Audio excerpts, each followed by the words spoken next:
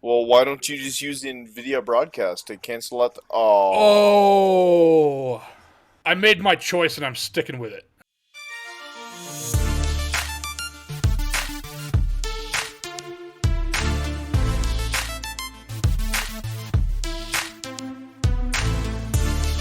All right, let's get this party started here. What's going on, enthusiasts? My name is Drew. Welcome back to PC Planet Podcast.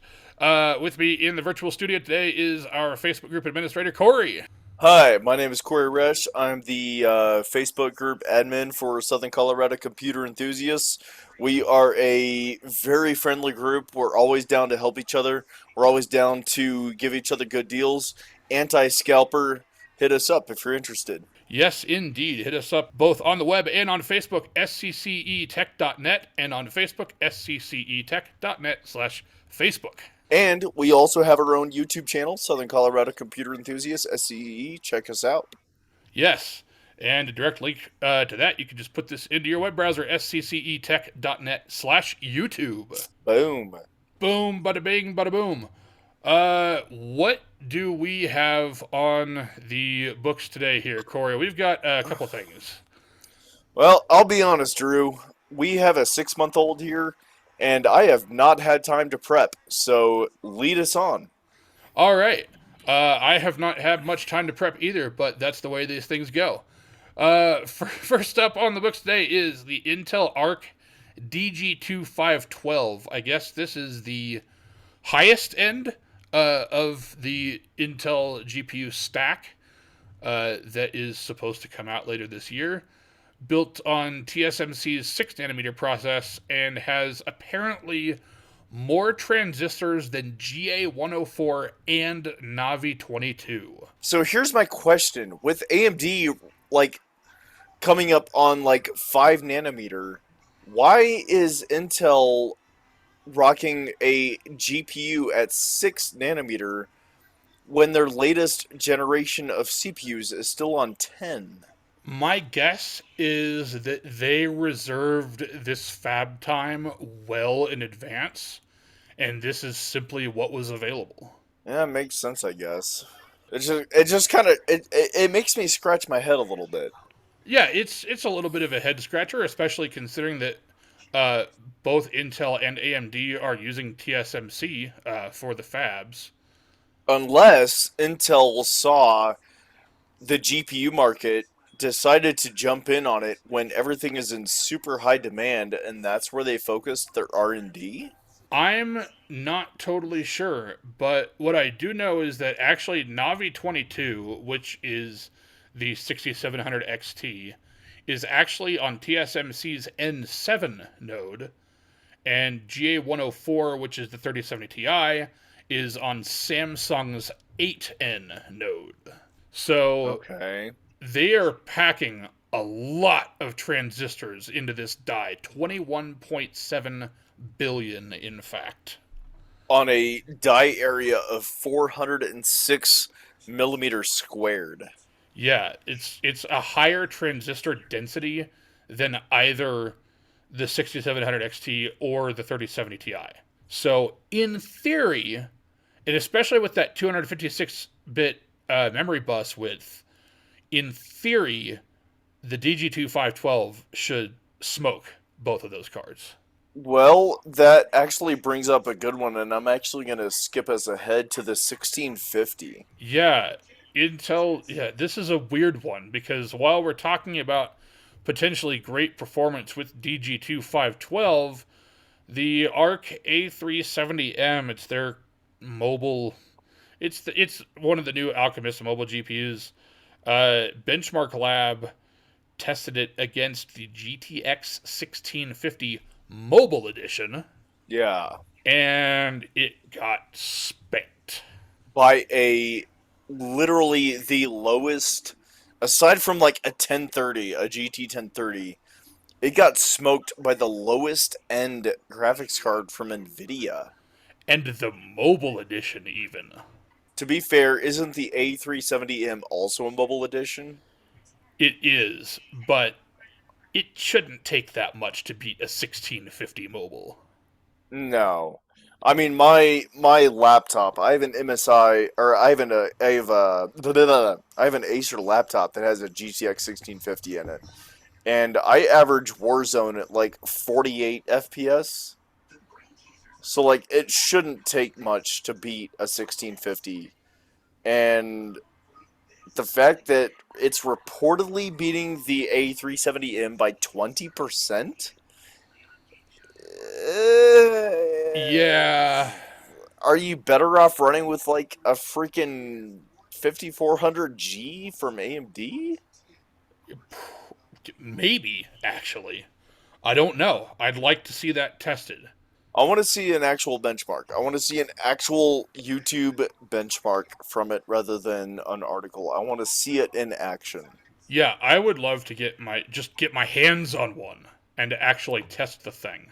Maybe sometime in the future. We'll see. Yeah. One thing, God, while I guess while we're on the subject of shitty GPUs, Oh my god. we got to talk about this. Yeah. AMD is rumored to be releasing. Oh, get this, guys. The RX 6300. Considering the 6500 XT was supposed to be a entry level, and then they popped out the 6400, and now they're down to 6300. What is that? Who is that even for? I it's for I I don't Some know. 10-year-old, some 10-year-old playing Roblox? And to be frank with you, a laptop with an MX 450 is probably going to beat it. Yeah, I mean, like, why? Aside from, hey, shareholders, we're launching a new SKU. Love us. Like, what's the purpose of this card? I have absolutely no idea. What's really interesting, the article that I'm reading here on videocards.com, that's cards with a Z.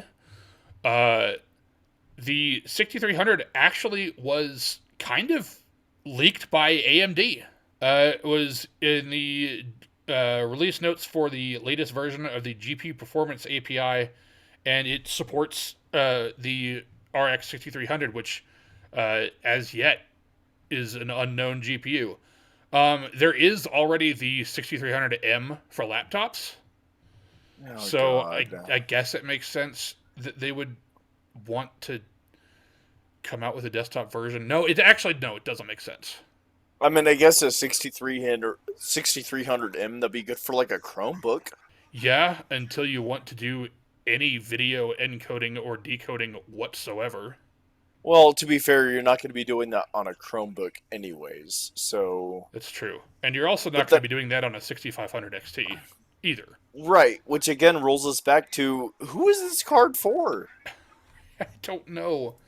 It Like, it literally seems like just a super, super dirt cheap AMD version of a GT 1030.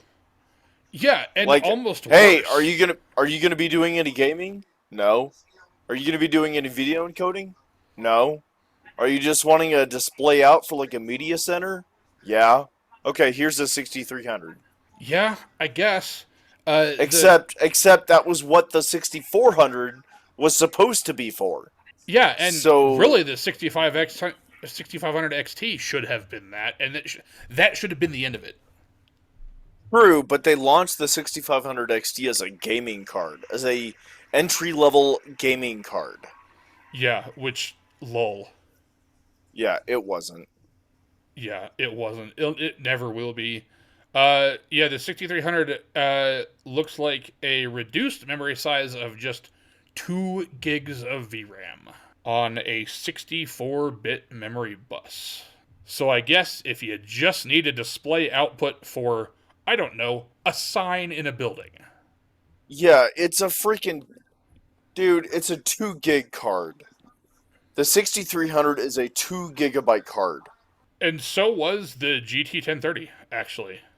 Yeah. Of course, yeah, I have my own experience with the GT 1030. I was one of those guys that got tricked into getting the DDR4 version instead Oh of the no. GDDR5 version, and therefore my performance was even worse than it would have been. Oh no. But I didn't know that there were two versions of the. Uh, I don't even remember what it was now. that's The how much I. 1030. That's how much I don't care about the 1030. Yeah, I got tricked, and by the time I realized that there was actually two versions of it, it was too late. Yeah, there's no reason for the 6300 to be around. Yeah, it's only 16 megabytes of Infinity cache. It, it, it I feel like it's going to be worse than the GT 1030. Yeah, that's honestly how it looks. And I almost kind of want to get my hands on both of them to actually see how they stack up. Right? That would be kind of an interesting comparison. And really, even a 6400 would be a nice comparison too, because that card is now on the OEM market, or actually now on it's soon to be on the DIY market, but has up until now been on the OEM side of things. Mm-hmm.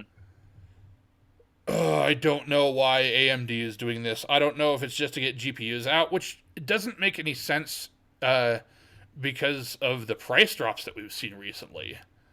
And just Micro Center and Newegg and Amazon just has cards upon cards upon cards. Yeah, agreed. Availability 100%. is just not a big issue anymore. I mean, pricing is still a little bit of an issue. But yeah, as far as actually being able to get a GPU, there's no reason to get a 6300 at all. Agreed. 100% agreed. There's no reason to get a 6400. Or if you intend on playing anything other than like Minecraft, a 6500 XT. But that is where we are these days. And I think that about wraps up this one, Drew. Do you have any other topics you want to touch on? Oh, yes, I do. Oh, what you got? Oh, we got a big chunker of a graphics card. Last week we talked about the 3090 Ti. This week we're going to talk about the 3090 Ti Kingpin Hybrid. Oh, yes. This bad boy is liquid. It's liquid and air cooled. It's got a fan, but it is also liquid cooled. It's got not just one, but two 16-pin PCI Express power connectors, delivering up to 600 watts each for a grand total of up to 1,275 watts of power. Heads up, elitists. This is coming your way. Yeah. Oh, and it's got an OLED panel. Whoop-de-doo. You say whoop-de-doo with your Aorus Master. My Aorus Master doesn't require 1,200 plus watts of power. That's fair. That is absolutely fair. Like, this is just crazy. Yeah, what even power supply would you use? I don't even know, man. Although it looks like wife is needing assistance with little one. If you want to visit us on Facebook or YouTube or the web, you can visit us using the links down below if you're watching this on YouTube. Otherwise, you can go to sccetech.net for our website, sccetech.net/Facebook for the Facebook group, and sccetech.net/YouTube. As always, PC Planet is sponsored by the like button. So wherever it is on your screen, hit it! Yeah, somewhere up there, down there, I don't know, wherever it is, hit that button, get subscribed, and we'll see you next time.